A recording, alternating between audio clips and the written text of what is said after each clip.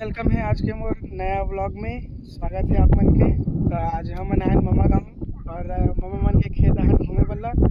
मामा भाजी और जीजा भी आए साथ में। वो तरफ से देख सकते हो आप मन। हाँ, दीदी मन भी आते बरेंगत।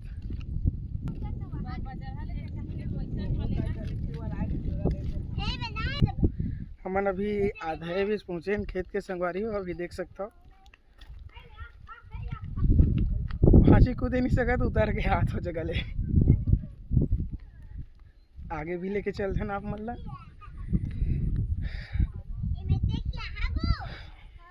माँ है, भैया है, बहनी भाजी में है।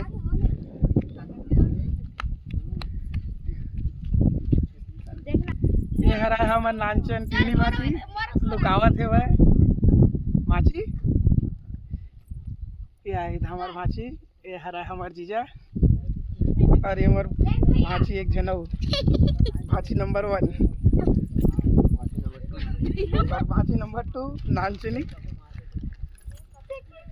दीदी है वो तरफ ले आया था अभी खेत घूमत। और इधर से ये लोग सेखे मारते हुए जा रहे हैं। लपलपर माही तबे तो काकी फोकस बोले दिया आज काला बोलूंगा। मैं अपना का नाम में ले बोला दावा खाऊं ए चुपचाप हवे। हमार वीडियो 1.5 मिनट में खत्म हो गए संगवारी हो। अब हमन जाते हैं अपन घर। व्लॉग थोड़ा बढ़िया लगी सो लाइक सब्सक्राइब करा संगवारी हो।